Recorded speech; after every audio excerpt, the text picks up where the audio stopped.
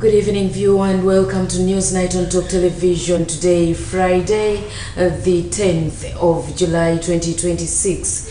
It's me, Winnie Mutesimpeda, to take you through. And to begin with, an accident involving a bus and a train in the wee hours today has claimed an adult life, and several others are rushed to hospital in critical condition. Following the fatal road traffic accident that occurred earlier this morning at Namumira village in Mukono district, police have established that the crash involved a Friendship Coaches bus, registration number UAU 123Q, blue in color, and a Ugandan Railways train. Egera ne parking trailer zaayo okuvya ddala mu taxi mpaka okutuuka mu kitundu kyaffe Namumira wennyini. Nowanga omuntu aveeri kizibu nnyo okulaba nti wano wali enjero ya koona. So tusaba ne taxi ne tuyambeko okubanga ekendeeza train n'abavuzi b'ebiduka ababasi bakendeeze envuga yaabo kubanga n'ababasi bavuga ndiimi. Olwasooka yali ya Trinity era baagitomera ne tulowooza wagenda kubaawo ekyenjawulo. Tulera zipaking oluguudo luno lwonna okulusalako paka ddala ku kisomero lya Hilton wali eri ne musaasira abantu kuba ofubutuka eri toyina kyolengera n'owa baasi yennyini mumunenya naye afubutuka gy'afubutuse nga talengera kuba train zifubutuka mu koona abatalaba kijja mu maaso. Abatulera nabo babagambeko abasinotura si kikulu kuba bo bakimanyi naye tulera ezipakinga mu kkubo n'owaaba wa boda ayita wakati babagambeko bazijjayo bajjawo sign post ku kkubo owulira train esobola okuyitawo naye nga sign post eziriiwo. According to Rachel Kawala, the police spokesperson, Kampala Metropolitan Area, says preliminary information indicates that the bus had been hired by Mwebaze High School, located in Baka, Kachiri, Wakiso district, to transport students and teachers for a duty tour to Jinja district. Had been hired by Mwebaze High School that is located in Kachiri, Wakiso district. The bus had been hired to transport students and teachers for a study tour to Jinja district. She adds that at the time of the accident, it is alleged that the bus was carrying approximately 100 passengers. Kawala further says that findings indicate that the bus was moving at a very high speed and allegedly failed to stop at the designated railway crossing as required by traffic regulations before attempting to cross the railway line. It is alleged that the bus was carrying about 100 passengers. Findings further indicate that the bus was traveling at a high speed and allegedly failed to stop at the designated railway crossing, as it entered the crossing, collided with the oncoming train, and subsequently veered off the road. She has confirmed that one female adult, identified as the wife of the school's head teacher, died. Several other occupants sustained injuries and were evacuated to Mukono General Referral Hospital and other nearby health facilities for treatment. Adult, identified as the wife of the school's head teacher, died at the scene. Several other occupants sustained injuries and were evacuated to Mukono General Referral Hospital and other nearby health facilities for treatment. It is stated that the bus driver fled the scene and is currently on the run. But according to the police, efforts to identify and apprehend the driver are ongoing. Police are also working to establish the identities of all the victims, determine the full circumstances surrounding the accident as investigations are ongoing. The driver fled the scene and is currently on the run. Efforts to identify and apprehend the driver are ongoing. We are also working to establish the identities of all the victims and also determine their number and the full circumstances surrounding the accident. Investigations are still ongoing.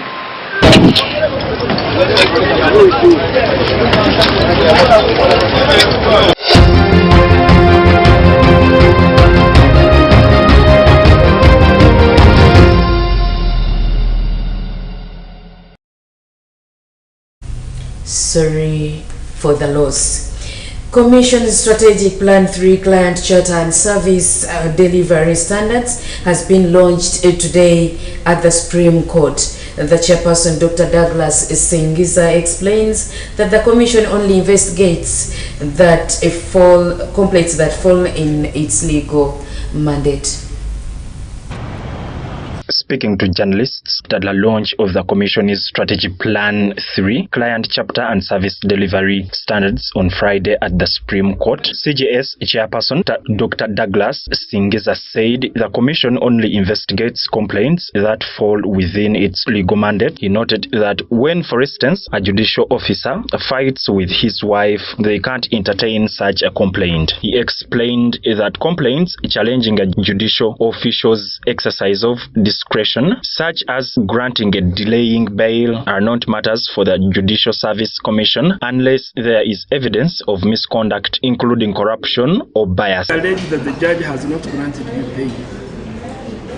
There are two options. You apply again. But you don't come to the Judicial Service Commission.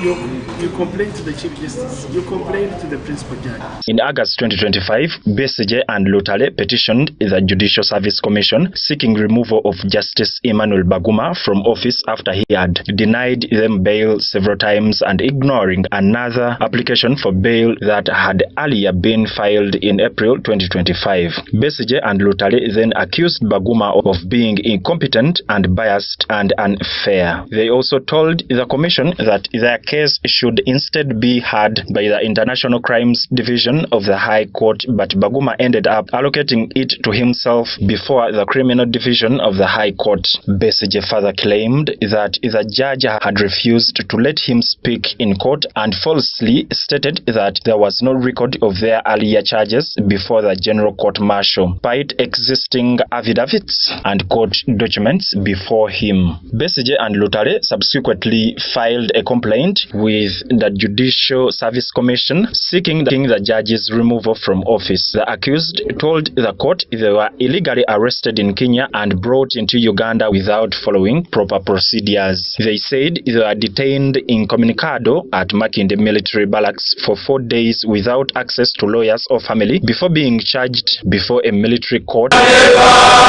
But to them, even when Supreme Court ruled that the court-martial didn't have jurisdiction to try civilians, the Judge Baguma also ignored all these facts. But the chairperson, Judicial Service Commission, has indicated that litigants dissatisfied with judicial decisions have alternative legal avenues, including seeking review, appealing against the decision, or reporting administrative concerns to the Chief Justice or the Principal Judge where appropriate. The registrar. Dr. Singiza said that the only way they can come in is if the process of the exercise that discretion, there is evidence that the judicial office asked for a bribe or acted improperly. In the process of exercising that discretion, the question is, did the judicial officer ask for a bribe? Was the judicial officer perpetually late? That's when we come in. Dr. Singiza made the remarks after launching the Judicial Service Commission's strategy. The revelation by the Judicial Service Commission about the dismissal of Besigye's complaint comes at time when Judge Baguma again this week on July 8, 2026 dismissed another bail application filed jointly by Dr. Besigye and Lutale, who are jointly charged with Captain Dennis Ola on treason charges. According to prosecution, the trial, prosecutors allege that Besigye met Kurdish intelligence operative identified as Andrew Wilson and received US $5,000 to facilitate the transport of 36 Ugandans to Kisumu, Kenya for military training. The recruits were allegedly intercepted and deported before the training could begin. The prosecution further alleges that Besigye sought to acquire surface-to-air missiles, resin poison and counterfeit currency, and planned to use drone technology to assassinate President Yoweri Kaguta Museveni. The state says it intends to rely on the audio and video recordings, social media communications, immigration records, and telephone data as evidence during the trial.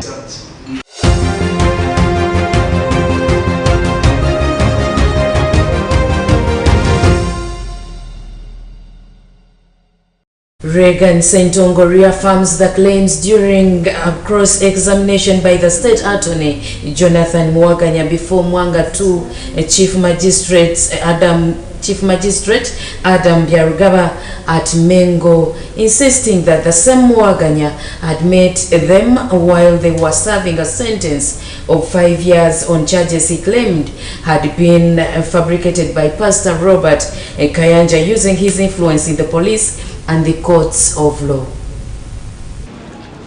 Regan Sentongo, unaccused by Pastor Robert Kayanja Sodome case, further claims that the State Anthony went to pay him a visit to prison with a deal to implicate another pastor in exchange for his freedom. The defense in the ongoing trial involving 9 young men linked to allegation of sodomy against Rubaga Miracle Center Cathedral senior pastor Robert Kayanja intensified yesterday on Thursday, 9th July, after one of the accused, Regan Sentongo, stood firm by his claims that Chief State Attorney Jonathan Mwaganya visited him and fellow accused Khalifa Labeb at Makshon Bay in Luzila prison in 2023 before the hearing of their ongoing case and allegedly asked them to write an additional statement they have been influenced by another city pastors to say they had been sodomized by Pastor Robert Kayanja. Sentongo reaffirmed the claim that during cross-examination by State Anthony Mwaganya before Mwang 2 Chief Magistrate Adams Byarugaba at Mengo, insisting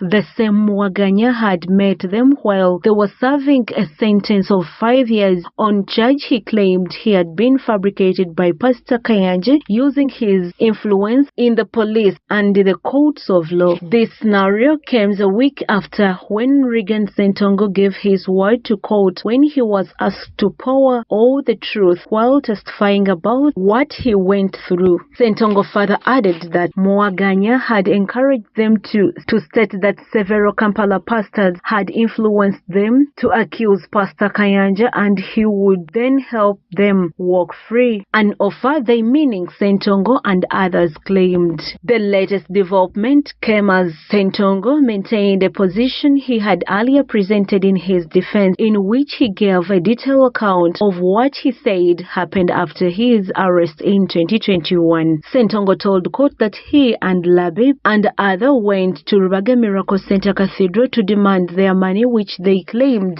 they had worked for, together with other payments they said had been promised them by Pastor Kayanja after allegedly sodomized them. They recognize the document, whether they signed it, whether they authored it, whether they can even identify it.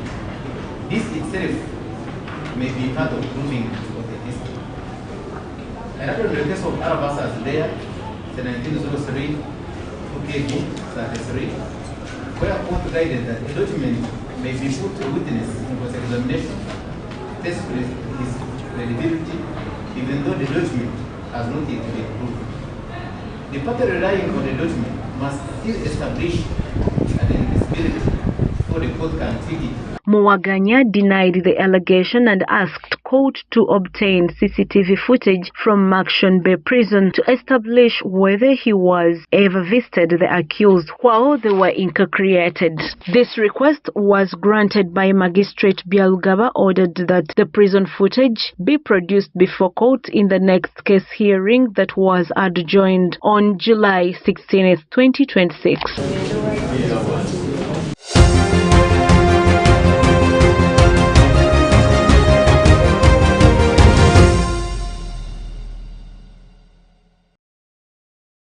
Now, today, Alan Kasuja, the Executive Director of the Uganda Media Center, has launched Sauti Uganda National Anthem competitions to take place across the country in a bid to promote the national anthem.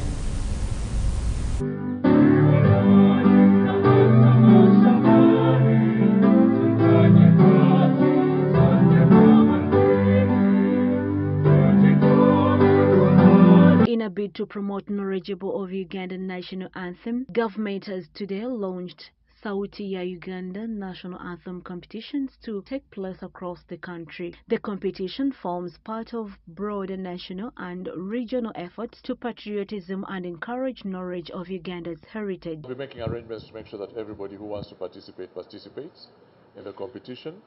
And also, when you see Media Center, you see the government of Uganda. And the government of Uganda is everywhere. We are not just in Kampala, we are everywhere in this country. So you can rest assured that we are across the country, and we shall reach every corner of this country to identify the talent that we are looking for.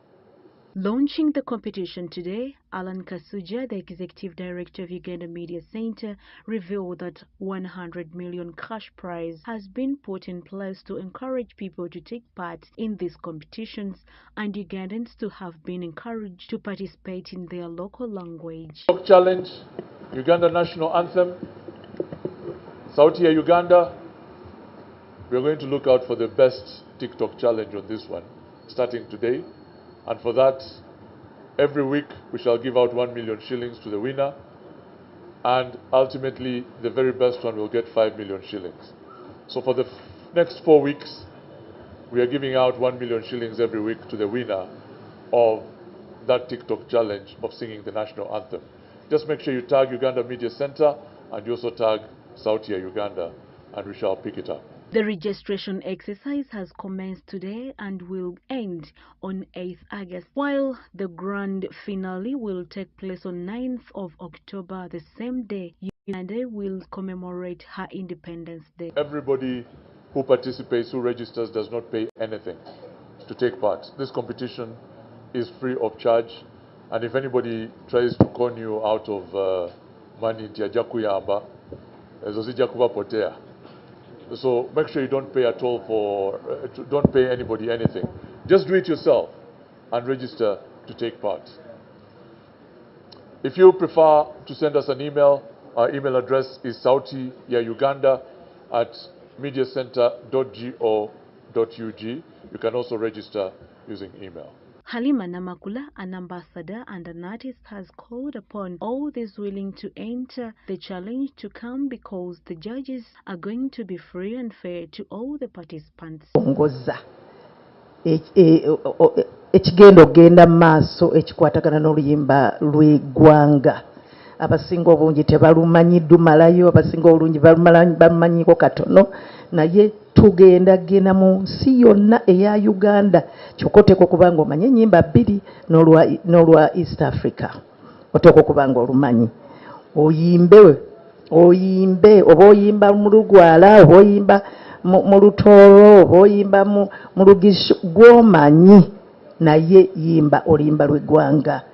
Era nga nze ndi musanyufu nnyo okuba nti ndi omu ku abo be balonze ba ambasada okuba nti tunoonya omuntu oyo agenda okuwewangulira akasente ako. Bana miliyoni 10 nga nnyingi. Pongo oyagala okwefunira miliyoni 10, jangu olwana olutalo owangule oluyimba lw'eggwanga. Twagala tumalirize we tumalira kyetugenda okukola kino ekyokutambula ensi yonna eya Uganda nga buli omu amanyi oluyimba lwa Uganda.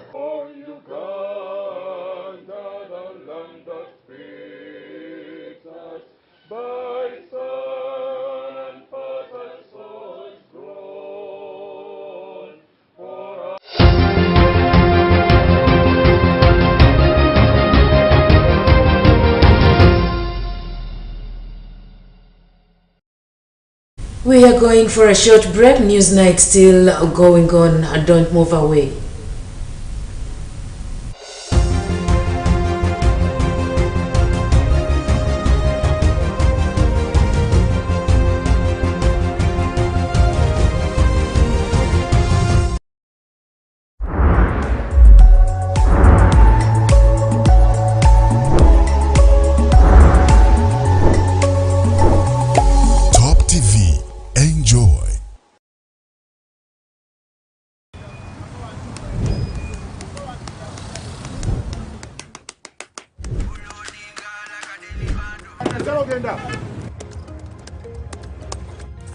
And that's it for today.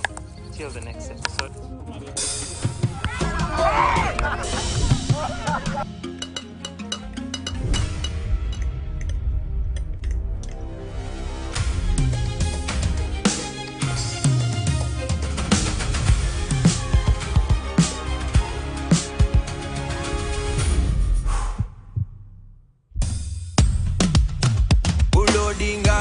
daily bando, like a daily bando, like a daily bando. Omuliro nguwulira muli mu mutima kukankana like drums. Kalakata, kalakata, enendungu ya kusabula. Mikono tu, free of fire, free of fire, free of fire.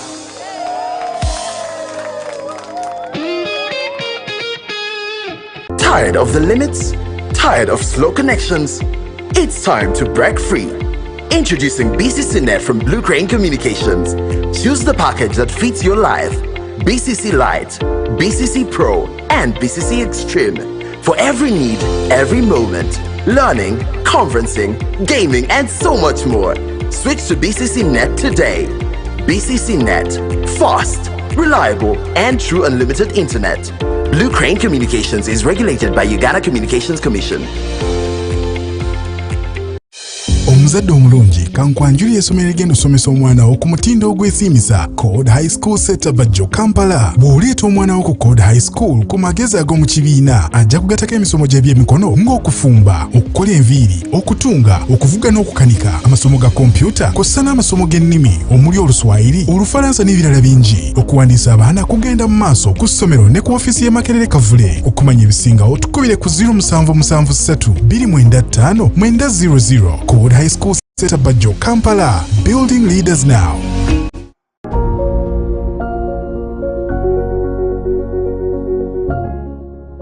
Early risers give their tithe of the time of the day to God.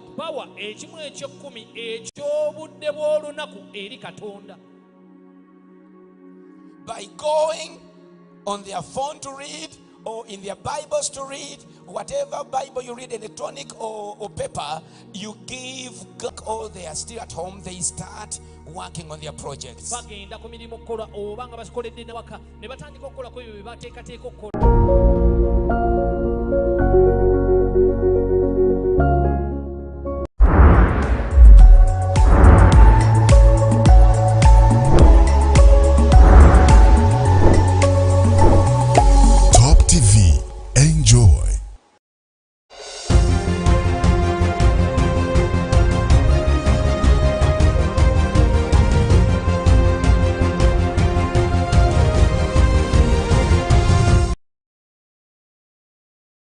Newsnight back from the break, and we are still continuing. Today marks the conclusion of the registration of residents across the country to enable them participate in the upcoming Local Council 1 chairperson elections. Residents in Chalwajala Zone A have shown gratitude for being granted time to renew their registration ahead of 28th August 2026.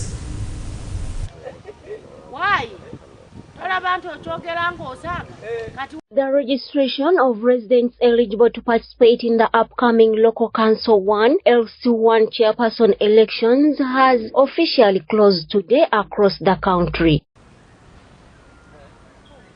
In Chaliwajala Zone A, both aspiring candidates and residents have completed the registration process. Residents have been encouraged to actively participate in the elections scheduled for 23rd and 28th of this month.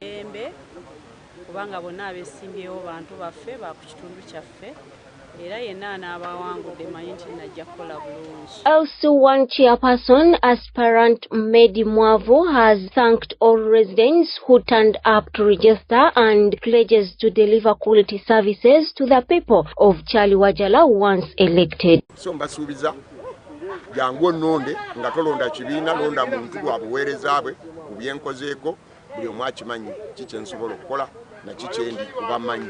Mwavu says his priorities include uniting the residents of Chaliwajala, promoting teamwork among local leaders, and spearheading development initiatives within the community. Alonzi bantademu obwesige ekintu kyengenda okusookerako ddala mu Chaliwajala okulaba nti ngatta abantu nkuba enkiiko ebizibu ninawo ekizibu kye natambuddemu ko nabadde ntambula nga wali ku Church Road wansi abantu ne bankabirira ebizibu by'omudumu ogwo omudumu baguzimbako abantu tebakyeyagala ku mazzi gaabwe ate nga abantu baffe ge mazzi agasinga okubakubeera okumpi. Nsuubiza nti ezo ensonga ze ngenda otandikirako. LC1 woman representative candidate Jane also urges all registered residents to turn up in large numbers on 23rd and 28th to elect their leaders. Yatandika kumande mpaka leero olwokutaano lwetugenda okumaliriza. Abantu mwenna abazze okwewa Kyaliwajjala ab'omu Kirundambaata, ab'omu Kimbejja, ab'Ekyaliwajjala mu senta, ab'omu Kapeera, ab'omu Kiwanda Malusu, mwena abambuka wali eri ku Bbowa, wali eri Ekira ku poliisi, bambi mujje twewandiise tusobole okulonda ku lunaku nga olunaku lw'omwezi 23 tugenda kuba tulonda bana abakyala nga yenze kennyini kamwa koogera Nanyama Jane owammwe 28 tuyiike ku makya ssaawa 2 tubeere nga tuli wano mu Komboni ewaffe ku kisaawe tulonde kyamaani waffe owekyalo oyo ye president waffe owekyalo by the way. She pledges to ensure that women, especially single mothers, are not left behind and promises to support initiatives that will help educate their children. Single mothers mwenna eyo project yatandikibwawo waliwo n'abamu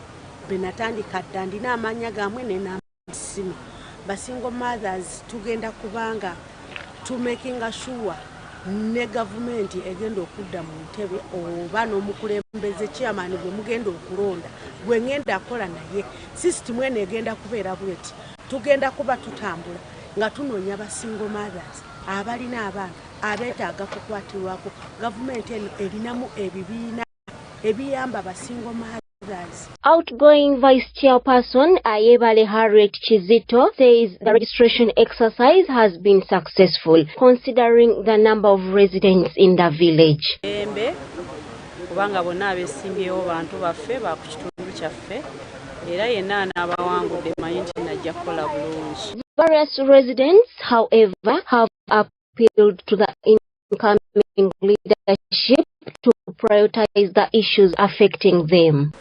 Ife twagala chairman agenda tutuusako services ng'abeera mu office atutuusako ssente za PDM atugamba buli kimu ekigenda maaso. Ssentebe abaddeko abadde wa byabufuzi nnyo nti takolagana n'ab'ebibiina ebirala. That's why ebintu ebimu ffe ku kyalo kyaffe tuli mabega nnyo. Tutandikire ku nsonga ya security okukwata abantu nga neero sitetegedde olw'ebiseera ebisinga security ejja netuyitamu nekwata abantu ngero sitemanyi ate neerosi ebadde tetwala buvunaanyizibwa olumu kugoberera banyi be baakutte biki.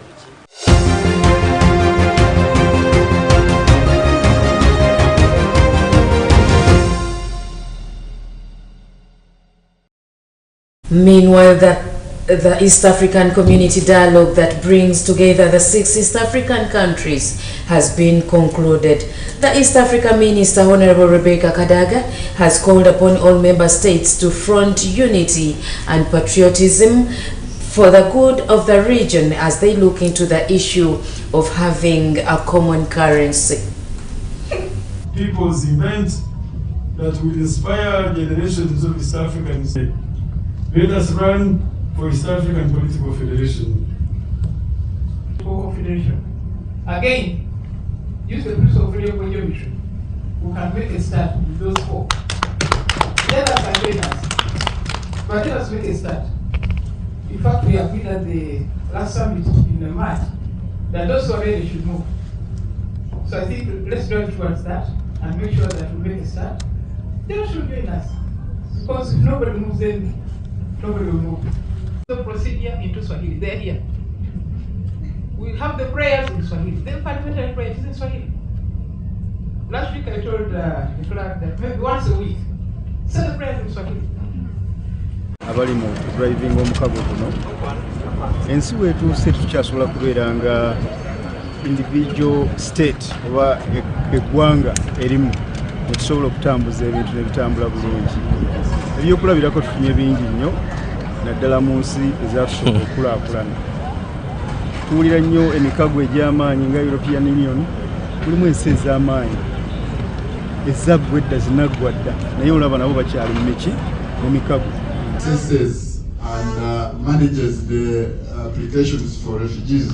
Separated not by us, but we have been given the opportunity to lead these countries for nearly more than 60 years as a planet. We cannot continue to respect borders that separated our people. Above all, the marathon that we are going to launch today should become a movement that reminds us of our ultimate goal, the political federation, more united East African political federation. And also considering the security and integrity of the document, I think we shall go by that.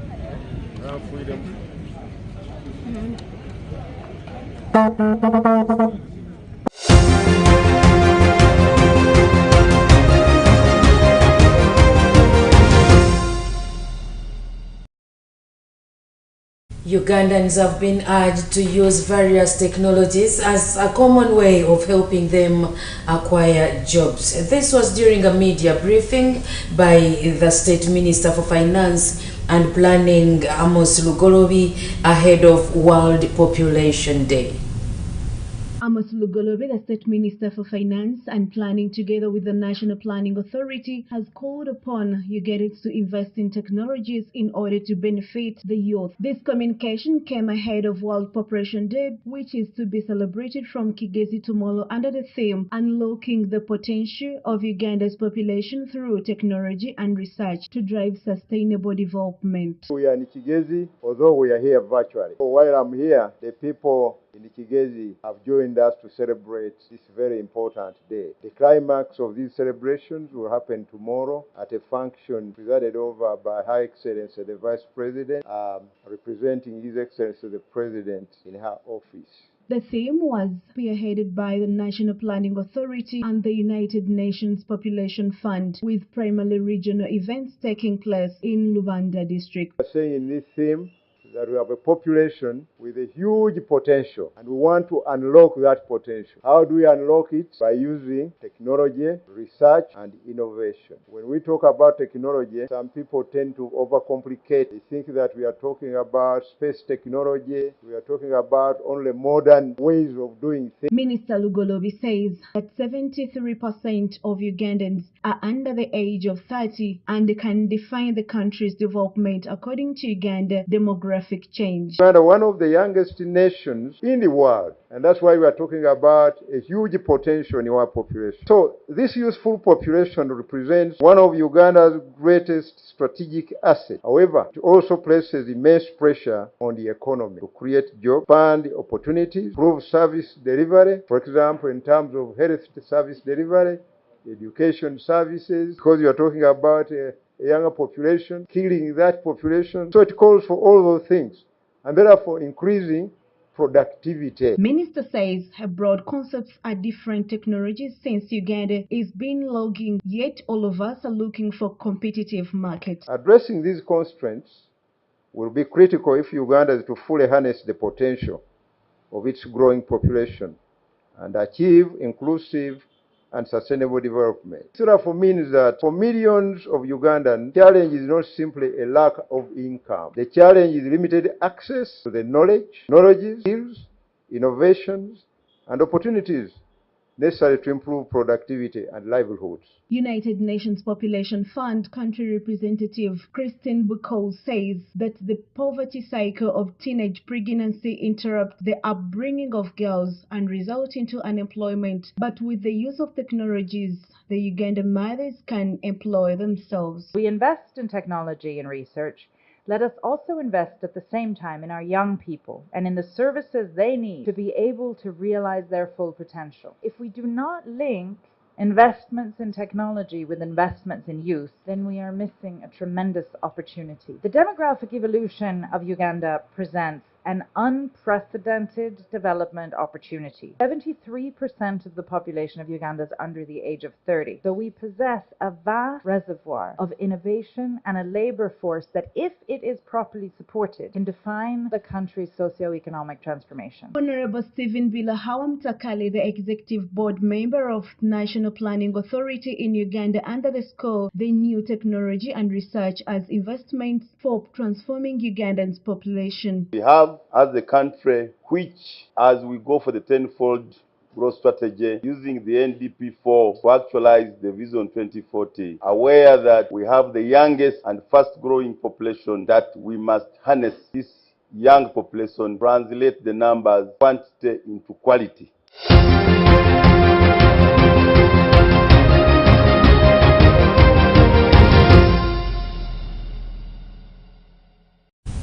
And in our international news, Prime Minister Benjamin Netanyahu has shown interest to rally behind the US strike sources and has disclosed this information. Sources say Trump administration doesn't want Israel involved in U.S. strike after a sharp escalation between the U.S. and Iran that threatened to undo the ceasefire agreement between Israel. Sources say Trump administration doesn't want Israel involved in the fight over concerns of losing control of the conflict. Prime Minister Benjamin Netanyahu would really want to join the U.S. strike, one of the sources said, but the U.S. doesn't want Israel to involve at the moment.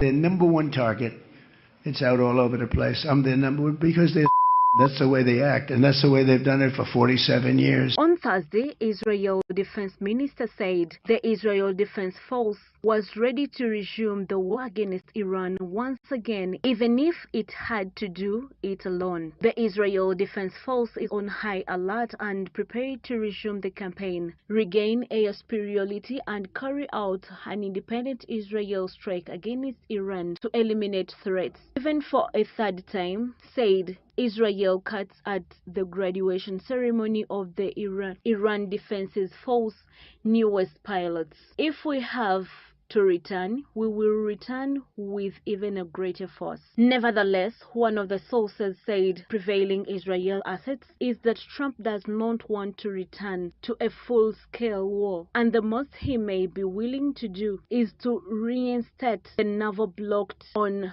Iranian ports. Sources tell media that Trump administration has explicitly kept Israel out of its recent retaliatory strike against Iran, citing a desire to avoid losing control of the conflict. Washington has maintained that its current military operations are unilateral and has urged Israel force known to intervene. They hit a couple of ships, and so we hit them much harder. When they hit, we hit 10 times harder. You know, we hit much harder than they do. Conducted another wave to strike on Iran a day after its launch a round on attacks, threatening a return to full-flagged war. The escalation on Wednesday, the most severe since both sides signed the Memorandum of Understanding in the mid-June that ended the fighting, saw the U.S. launch attack on the eastern Iranian cities in Iran Shahal, Bandabas, Konarak, Chabahar, and Ushal, as well as Akwakal in northeastern Iran. One fighter was killed in an attack on Iran Shahal Airport, state news agency Iranian reported. U.S. Military Central Command said early on Thursday that it had completed an additional round of strike against Iran to further degrade Iran's ability to attack commercial shipping and innocent civilian mariners in the Strait of Hormuz. CENTCOM said that 90 Iranian military targets have been hit, including air defense system, coastal surveillance assets, missile and drone storage sites, naval capabilities, and military logistics infrastructure along Iran's coastal line. Iranian official had told that false news agency that attack on Chabahar include strike on maritime control tower, and adopted Iranian state media also reported that railway bridge had had been targeted in Aquacal. Hours after the U.S. strike air raid, Syrians surrounded by Bahrain and Kuwait's Ministry of Defense reported that the country's air defenses were confronting rockets and drone attacks. Irani's Revolutionary Guards later said they attacked 2 U.S. bases in Kuwait and 2 in Bahrain, adding that further responses could extend to other U.S. bases in the region. The U.S. continues its attack.